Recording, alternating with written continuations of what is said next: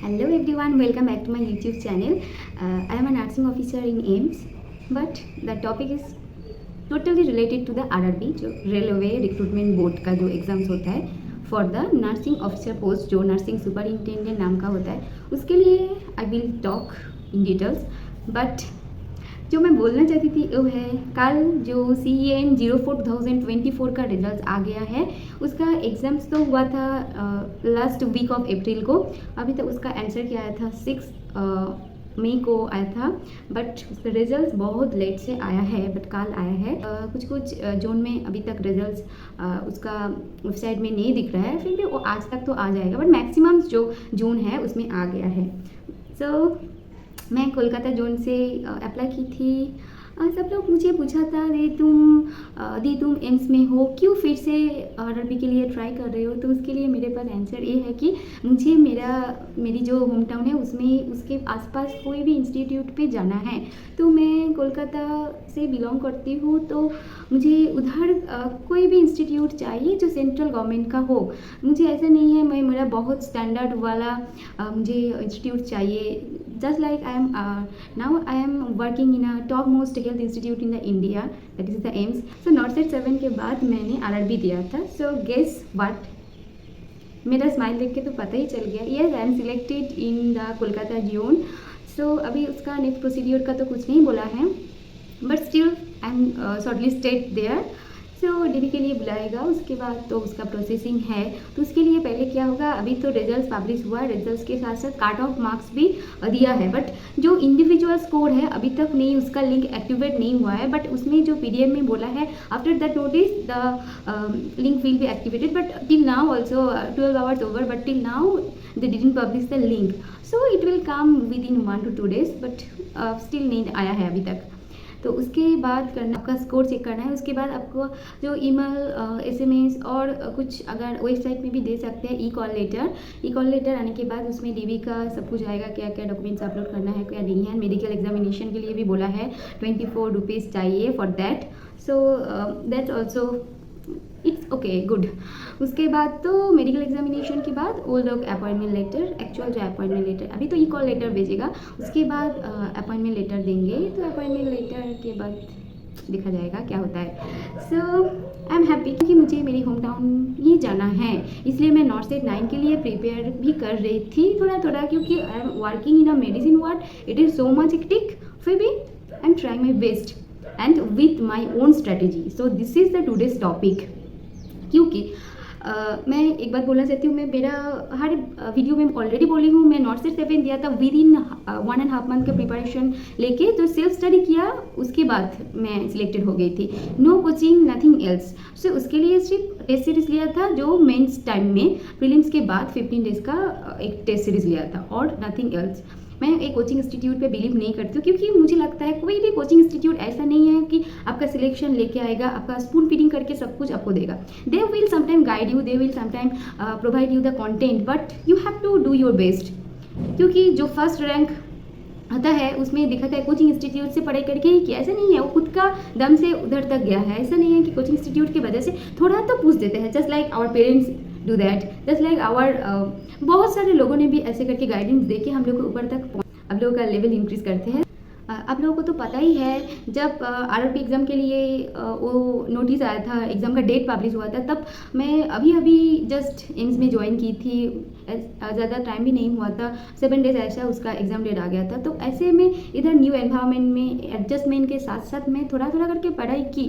ऐसा नहीं है कि बहुत ज़्यादा पढ़ाई करके इसके लिए मुझे टाइम भी नहीं मिला है। NORCET 7 के बाद, सिलेक्शन के बाद तो मैं एक भी टॉपिक पढ़ाई नहीं की, एक भी पेज भी नहीं खुला, क्योंकि मुझे ऐसा आ गया था, मैं तो एक तो मिल गया है, एम्स तो मिल गया है, ऐसा तो एक माइंड सेट हो जाता है ना। अभी तो एक हो गया, सैलरी भी आ जाएगा, इतना क्या दिक्कत है। फिर भी अभी इधर आके मुझे रियलाइजेशन हुआ है मुझे ज़रूरत है, क्योंकि मुझे फैमिली उधर है, मेरा सब कुछ उधर है, ऐसा लगता है। क्योंकि दूसरे एक स्टेट में आके सब लोग एडजस्ट नहीं कर सकते हैं, just like me, I am still adjusting with every second, I am adjusting here in another state.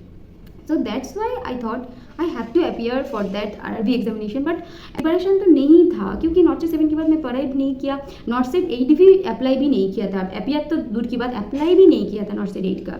यही मेरा बहुत फर्स्ट मैं गलती किया था ये डिसीजन मैं बहुत मिस्टेकनली चूजन बाय मी। सो ये अच्छा नहीं किया था, बट फिर भी आरआरबी एग्जामिनेशन के लिए उस टाइम ड्यूटी के साथ साथ इधर का खुद का खाना बनाना, खुद का सब कुछ कम करना, with this everything I somehow manage sometimes to cover the target I only, not more than that. Only I go through the target I book one time only, just no revision, nothing else for the RRB examination. मुझे पता है मेरा strategy somehow it is at the high level, नहीं तो मैं 1.5 month में कभी भी नॉट सेट नहीं क्लियर कर पाती, जो without coaching only self study करके। सो उसके बाद मैं भी आरआरबी के टाइम में भी सोचा मैं जैसे पढ़ाई करती थी ऐसे ही करूँगी। फर्स्ट पेज से मैं टारगेट हाई का किया, एक बार पढ़ाई करके मैं एग्ज़ाम में अपियर हुई। उस टाइम में तो मेरा नॉन नर्सिंग के लिए कुछ भी प्रिपरेशन नहीं लिया था, क्योंकि नॉन नर्सिंग का टाइम ही नहीं मिला है। 30 मार्क्स का मैं ऐसे ही सोच के गया था, क्योंकि उसमें प्लस पॉइंट एक था क्योंकि मेरा मैथ बहुत अच्छा था, क्योंकि मैं फुल मार्क्स मेरा 10th स्टैंडर्ड में था, 12th स्टैंडर्ड में भी बहुत अच्छा मार्क्स था, तो इसलिए मैथ में मेरा इतना भी ये नहीं था कि मैथ नहीं होगा। उसके लिए 10 मार्क्स मैं हमेशा ही इतना इजीली कर लेती हूँ, इसके लिए इतना नहीं है। बट जनरल साइंस बहुत टफ था इसमें, फिर भी थोड़ा तो किया है, इतना नहीं तो सब कुछ छोड़ के आया, फिर भी हुआ था, क्योंकि जनरल नॉलेज सबके पास होता है। हम लोग अप टू डेट सबको होना है विद द रिसेंट जो अपडेट हो रहा है पूरा वर्ल्ड में, करंट अफेयर्स क्या क्या आ रहा है। So we have to up to date. हम लोग तो एक इंस्टाग्राम फेसबुक में ट्रेंड को एक अगर ट्रेंड आएगा सबको पता होता है, तो क्यों ना एक वर्ल्ड का कोई भी करंट अफेयर्स हम लोग को पता होना चाहिए। तो इसलिए general knowledge up to date रहना है। ऐसा नहीं है एग्जाम टाइम में भी मुझे बहुत सारा कुछ पढ़ना है, बुक्स खरीद के पढ़ना है। मेरे पास तो कभी भी नॉन नर्सिंग का बुक नहीं होता है, अभी भी नहीं है। मैं तो यही था हिस्ट्री आरआरबी एग्जामिनेशन के लिए। सो आरआरबी एग्जामिनेशन में अपियर की, उसके बाद आंसर की में अच्छा मार्क्स था, मुझे लगा था हो सकता है और नहीं हो सकता है। इसलिए ये सोच के मैं नॉर्थ से 9 का प्रिपरेशन ऐसे नहीं है कि बहुत पहले से स्टार्ट किया। आरआरबी के बाद जब नोटिफिकेशन आया, कल्याणी में सीट आए, कल्याणी में जो एम्स कल्याणी में सीट दिया है 200। सो अगर हम लोग जब नॉर्थ से 7 में अगर 10 भी उधर सीट्स होता तो मैं सिलेक्ट हो जाती थी, बट अभी 200 आया तो मैं सोचा क्यों ना दूँ, इसमें भी मेरा चांस है टू बी सिलेक्टेड। सो इसलिए मैं फॉर्म फिलअप भी किया। तो कल आया है, मैं 10th को फॉर्म फिलअप किया, क्योंकि देख रहा था आरआरबी का अगर रिजल्ट आ जाएगा तो नहीं करूँगी, तो ऐसे करके तो कल तक दिया है, मेरा फॉर्म फिलअप भी हो गया, फिर भी इट्स ओके। सो अभी आरआरबी के लिए यही था मेरा आरआरबी तक का जर्नी। सो अभी नॉर्थ से 9 के लिए अगर मैं बोलूँगी और जो आरआरबी एग्ज़ाम आने वाला है उसके लिए मैं बात करूँगी, क्योंकि somehow आई नो मेरा जर्नी किसी को ना किसी का तो कुछ बेनिफिट्स देने वाली है। सो दैट्स वाई आरआरबी या नॉर्थ सेट इसके लिए अलग अलग प्रिपरेशन लेने का कोई ज़रूरत नहीं है। मैं एक एग्ज़ाम के लिए प्रिपरेशन लिया था, जो एग्ज़ाम दे दे वो शॉर्ट लिस्टेड हो जा रही हूँ, ऐसा हो गया। अभी तो इतना नहीं है, मैं डेली पढ़ती हूँ। अभी तो पढ़ाई नहीं करती हूँ। अभी तो मेरा मम्मी ने भी आज अभी कॉल करके बोला, मेरा कल नाइट शिफ्ट था, मेरा कल का लास्ट नाइट था, तो बहुत हेक्टिक था नाइट शिफ्ट। अभी आके मेरा मम्मी ने कॉल किया, उस कल रिजल्ट के बाद तो बात ही नहीं हुआ किसी के साथ, तो अभी कॉल करके बोल रही है कि नॉर्थ से 9 के लिए इतना पढ़ाई नहीं करना है, अभी अच्छे से खाना खाओ, अच्छे से खाना बनाओ, ऐसे रहो, इतना टेंशन नहीं लेना है, हो गया तो आरआरबी, ऐसे करके बोल रहे। कभी भी तो ये तो 10th स्टैंडर्ड में ऐसे कभी भी नहीं बोला, 12th स्टैंडर्ड में भी नहीं बोला, जब नॉर्थ से नहीं सिलेक्टेड होता तब भी नहीं बोली, तो अभी बोल रहा है, पता नहीं क्यों। फिर भी इट्स जो ये तो कान में घुस गया ऐसे लग रहे वो वाला टर्म में, तो अगर रिकॉर्ड कर सकती तो रिकॉर्ड करके रखती थी, फिर भी it's okay. So jokes apart, that's the thing is that आपको एक एग्ज़ाम के लिए अगर तुम सोचो मुझे सब एग्ज़ाम में तुम अपियर हो, ऐसे सोच के तो मेरा प्रिपरेशन एक होगा। तुम देखा है जो मेडिकल एस्पिरेंट्स होता है वो नीट के लिए प्रिपेयर करते हैं, नीट के लिए प्रिपेयर करके वो बहुत सारा एग्ज़ाम देते हैं, वो बीएससी नर्सिंग का हो, एम्स बीएससी नर्सिंग का हो, स्टेट का हो, और जो पैरामेडिकल का जो है सब में करते हैं, तो उसमें से जो सिलेक्ट होता है तो ऐसा है। तो मैं एम्स के लिए प्रिपेयर किया था, नॉर्थ सेट के लिए प्रिपेयर किया था, वही बेस्ट है। अलग से जिम्मा तो अभी आ गया, अलग से एसजीपीजीआई के लिए अलग से कुछ नहीं करना है, सीएचओ के लिए अभी कुछ नहीं, ऐसा कुछ नहीं अलग से करना है। आरआरबी के लिए भी ऐसा डिफरेंस कुछ भी नहीं है, आपको बुक में फॉलो करना है। मैं बोलूँगी टारगेट हाई एंड पियर ज़्यादा, दैट्स द ओनली थिंग मैं किया up to the RRB. After RRB मैं मिशन परिचारिका का बुक मेरे पास है, सो वो बुक से अभी नॉर्थ से 9 के लिए कभी मैं देखती हूँ, बट मैं पहले टारगेट हाई फिनिश करूँगी, उसके बाद मैं पीआर जादव का अगर टाइम मिलेगा तो करूँगी, उसके बाद देखा जाएगा मिशन परिचारिका। सो ये बुक इनफ है, इनक्लेक्स भी नहीं चाहिए। मैं बोल रही हूँ ना, मैं दो एग्जाम्स विद इन 3 मंथ्स का गैप में एग्ज़ाम मैं खुद 2 एग्ज़ाम बैक टू बैक दे के सिलेक्ट हुई हूँ, वो 2 बुक पढ़ के। तो आप भी हो सकते हो अगर आप कॉन्फिडेंट हो और आपके पास अच्छा वाला strategy and proper study plan हो एंड आपके पास इतना कन्फ्यूजन ना हो। कन्फ्यूजन होने के बाद आपका कुछ नहीं होने वाला है, क्योंकि कन्फ्यूजन होने से ये कोचिंग बेस्ट है, वो टेस्ट सीरीज बेस्ट है, वो यूट्यूब चैनल बेस्ट है, मैं बेस्ट हुई कि नहीं, ये किसी ने पूछता ही नहीं है।